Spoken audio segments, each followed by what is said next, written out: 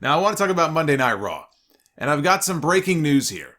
You're not going to believe this. I've got some breaking news concerning Monday Night Raw. I actually enjoyed Monday Night Raw for the most part this past week. No, I'm not sick. I'm not running a fever. I'm not delirious or delusional or on medication or anything like that. I don't get to say that very often, so I wanted the world to hear it. You know there must be a new season of Stranger Things coming soon, because we're in the Upside Down, when Solomonster has a lot of positive things to say about Monday Night Raw. You know, when they let the wrestling carry the show as they did this week, it's usually a very strong effort. It's when they muddy it up with their terrible creative that things usually go sideways. But this week they opened and then they closed with the WWE Championship being defended. They gave us a fun match between AJ Styles and Matt Riddle, and a great United States title match between Sheamus and Damian Priest that was, frankly, more extreme than anything we saw at Extreme Rules. We got two things on this show that I had just asked for and pitched on the podcast last week. This is happening a lot lately, by the way.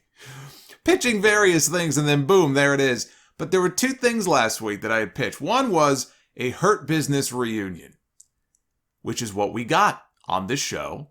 And I also said it's time to get Keith Lee back on TV. Like, ASAP.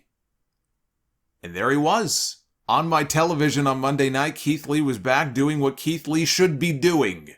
Throwing people around and squashing them. And even Goldberg was on this show in video form. Even the Bill Goldberg promo from his home did not offend me. Because we know this time around he is not wrestling for the WWE Championship. That was my biggest gripe with him coming back in the first place and wrestling Lashley, was that it was for the title and it never needed to be for the title. It didn't make sense for it to be for the title. He should not have been wrestling for the championship. And now he isn't. There was no Alexa Bliss on the show after her loss to Charlotte at Extreme Rules and her meltdown when Charlotte tore Lily the doll to shreds. PW Insider says that Alexa is taking time off to undergo sinus surgery, so she probably will be gone for a little bit, but she posted a quote from Albert Einstein on her Twitter that has me a little worried. Energy cannot be created or destroyed. It can only be changed from one form to another. That has me worried. That Lily may soon take her human form. Now that she is dead in doll form, she may be taking a different form soon. This story may be continuing. I hope Dakota Kai is ready for her name change soon. They opened the show with a WWE title match between Big E and Bobby Lashley. They were trying to get the jump start on Monday Night Football. They were having a good match, but those 10 minutes were just meant to set up a longer main event inside of a steel cage at the end of the show. So between this match and the main event later, they actually went about 26 minutes. But anyway, it's a good thing, too, because they just so happened to have a cage tarped and hanging above the ring at the beginning of the show. I don't know what they would have done if they didn't. Big E got thrown outside the ring at one point. Right at his feet were Shelton Benjamin and Cedric Alexander wearing Hurt Business t-shirts. They are back. And it might not make any sense seeing as how they broke up and they all said the things that they said to each other and Lashley destroyed them both. But I'm willing to look past that because they righted their, at least for 1 week. I don't want to give them too much credit yet because they could undo all of this in 24 hours. But they righted the wrong that they made. It was wrong when they did it, and it was wrong in hindsight looking back at Vince McMahon's decision. And it was Vince McMahon's decision that they supposedly met with him and they fought it tooth and nail, but it was his call to break up the Hurt Business. He was wrong to do it. Kofi Kingston and Xavier Woods came out to go after Shelton and Cedric, and their brawling spilled into the ring. That caused a disqualification. Adam Pearce came out to announce a cage match for later in the night to try to keep anybody from getting involved. Second week in a row that they have opened with their main event and did a finish designed to set up a bigger, unannounced main event. But it's that time of year when they try those things because they know they're going to get slaughtered. They're going to get shellacked by football. Angel Garza beat Eric of the Viking Raiders with the wing clipper. The push continues for Garza and Humberto Carrillo, who is out there with him. Those two could be a great fixture in the tag team division if they really believe in them. We've just seen so many of these start and stop pushes, even with these two guys, that I am taking an I'll believe it when I see it approach here. But I like that they're at least seemingly making an effort with them. They actually got me to not fast forward this week through a 24/7 title match between Reginald and Ricochet. I thought to myself, this could be a fun video game match to watch. These two are just going to be bouncing all over the place like a pinball machine. And then it was over in 90 seconds, and it ended in a disqualification, and I said, I won't let myself fall for that ever again. Fuck this, I'm out. So no more 24/7 garbage for me. I gave them a shot, they fucked me, I'm done. They had a chance to hook me in here with a match that actually looked kind of interesting, and they fucked it all up, so they can kiss my ass. Keith Lee is officially Keith Bearcat Lee. So we now know the name, it has stuck. They're using it on television. He's got new tights that have a claw scratch on them, and it says Bearcat on it. I don't give a shit. He's back on TV. He had a pissed off look on his face. We didn't get greetings and salutations, Keith Lee, which is not the Keith Lee that we should be getting, like he's out there reciting a fucking poem. We got, I don't get paid by the hour, let me kill you, little jobber, and hit the showers, Keith Lee, who threw Akira Tozawa around like a tennis ball and gave him his BBC for the win. If giving him a nickname is going to get Vince McMahon interested in pushing Keith Lee as a monster, then you can call him whatever you want to. You can call him Bearcat, you can call him Bareback, call him whatever the fuck you want. I don't care. I want more of this Keith Lee on my TV. Sheamus and Damian Priest. I know they didn't want Jeff Hardy in the match, getting more cheers than Priest, which is what happened at the pay-per-view. But if you think about this logically, Sheamus is the one who took the fall, the losing fall, the night before, not Jeff Hardy. It should have been Jeff Hardy getting a singles match against Damian Priest and not Sheamus. But be that as it may, these two, I think, are incapable of having a bad match together. And Sheamus, once again, as I have been saying for months, is the unsung MVP of this show in that ring. Although now I think people are starting to sing. Sing, sing, sing, the song of Sheamus. The man has been great. This was no disqualification, no countout for the United States Championship, and was the Extreme Rules match that we did not get the night before. There was a white noise spot that looked awful for Priest to take, for Damian Priest and his shoulder, off the ring apron through a table down below. There were kendo sticks, there were chairs, there were more tables. Priest was all cut up and bloody on his back. Sheamus, when he takes those kendo stick shots, it's a great visual because you can see the welts on his pasty white albino skin. They start showing right away. These two beat the crap out of each other. And it was another strong win for Damian Priest in a string of strong wins lately. He is getting more over with each passing week.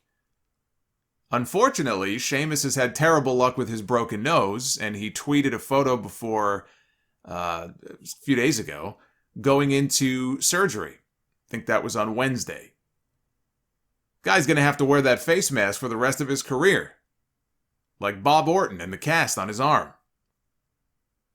Jinder Mahal was back with Veer and Shanky. They picked up a win over Jeff Hardy, Mustafa Ali, and Mansoor. Veer picked up the win. He wound up with his arm. He was winding up like a baseball pitcher. And he threw a lariat that turned Ali inside out before he pinned him. They were playing off of Veer's past as the first Indian-born man to ever play professional baseball. He was signed by the Pittsburgh Pirates. He pitched in the minor leagues. Why not give us a background feature on him? Because right now, he's just Veer.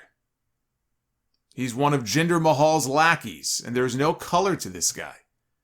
There's no reason to be interested in who he is or where he's from because the average viewer has no idea. All they know is that, oh look, it's Veer.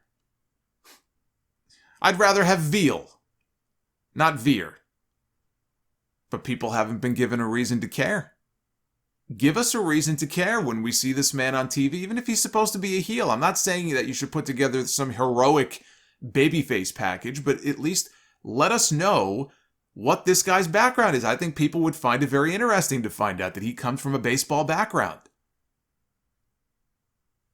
AJ Styles beat Matt Riddle with a burning hammer and a Styles clash. If Riddle would have kicked out of that burning hammer, I was about to go off. But thankfully he didn't.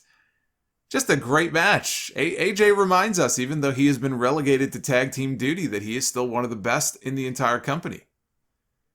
Charlotte Flair pinned Doudrop to retain the Raw Women's title off a distraction from Eva Marie. This went less than 2 minutes. This sucked. This was very dumb, the way they did this.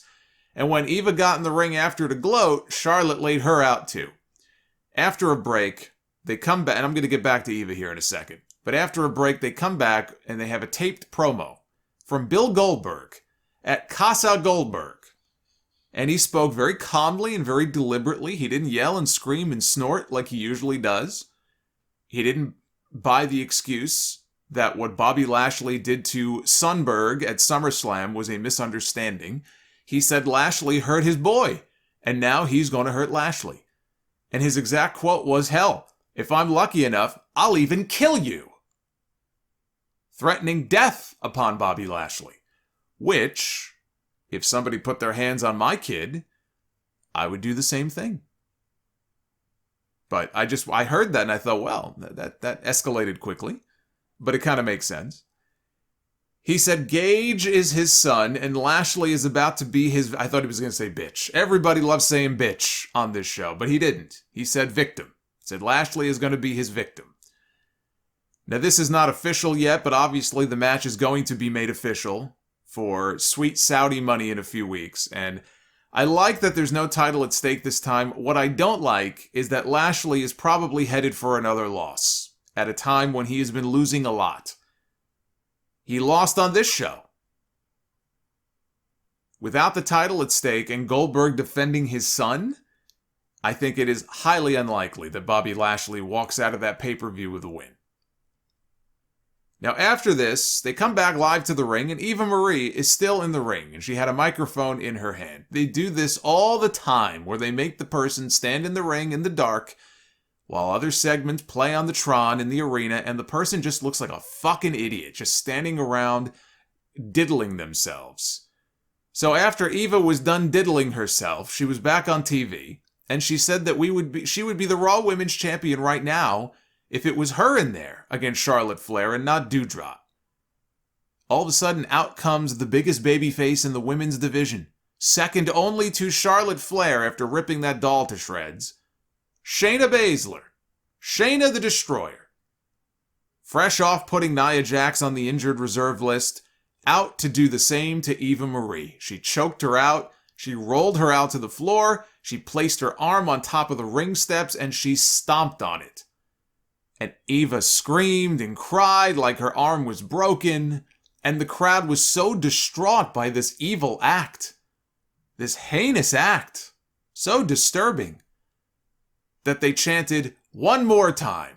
They wanted her to do it again, but she didn't.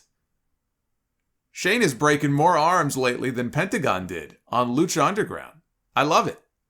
More of this, Shayna Baszler, and she'll be as over as anybody on this show. I just don't know if they want her to be as over as anybody on this show. But I want her to kill all of the acts that annoy me. She got rid of Nia Jax. Hopefully she got rid of Eva Marie. I'm trying to think what else annoys me on this show. We'll put Shayna Baszler in there with them. Let her get rid of them too.